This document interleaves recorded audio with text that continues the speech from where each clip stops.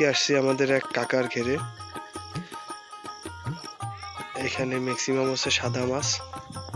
কাকা এই যে খাবার দিচ্ছে। কাকা ভালো আছেন কাকা? হ্যাঁ ভালো। যাক মাশাল্লাহ। কাকার নামটা কি কাকা? কাজী শামীম। যাক মাশাল্লাহ। কাকা এখানে কি কি মাছ আসলে ছাড়ছেন যদি বলতেন।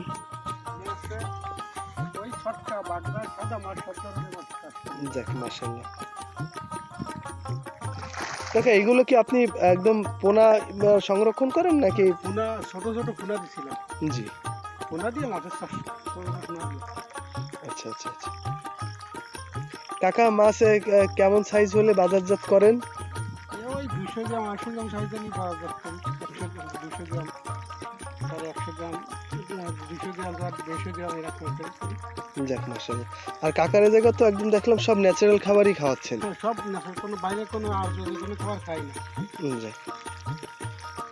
খাবার খাই সব ভালো মানে খাবার খাই তো। আর মাছগুলো তো একদম পুরো তরতাজা। তরতাজা।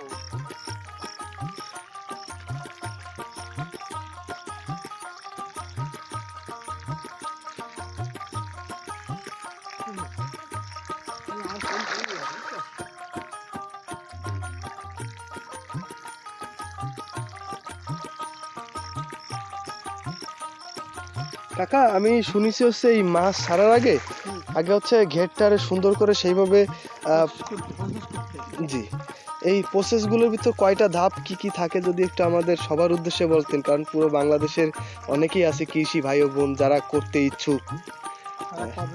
জি মনে করেন আগে গেটটা ভালো করে শুকোতে হবে। জি গেটটা শুকিয়ে বেড়ি বাঁধটা সুন্দর করে বাঁধতে হবে। বেড়ি বাঁধ বাঁধতে হবে, গেটটা শুকোতে শুকোয় চুন মারতে হবে।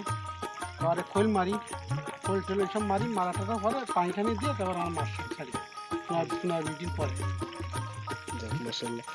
নতুন উদ্যোক্তা ভাই যারা আছেন তারা অবশ্যই, যারা আমাদের মুরব্বী বুজুর্গ অভিজ্ঞতা সম্পন্ন যেরকম কাকা দীর্ঘদিন ধরে কৃষির সাথে জড়িত আছে, আপনারা অবশ্যই এই মৎস্য বা কৃষি যে কোনো বিষয় করার আগে অবশ্যই একটু জেনে নেবেন অভিজ্ঞতা নাকি কাকা? অনেকেই তো আছে যে বর্তমানে লসের সম্মুখীন হচ্ছে, যে নতুন করে করতেছে ধরা কাছে লক্ষ লক্ষ টাকা।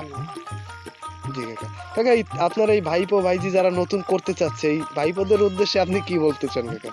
গের বেড়ি করা আছে এখন সফল হোক, সবাই গের বেড়ি করুক। গের বেড়ি করা লস না, সুন্দরভাবে গের করতে পারলি টাকা পয়সা খরচ করে করতে পারলি গেরে লাভ আছে, লাভবান।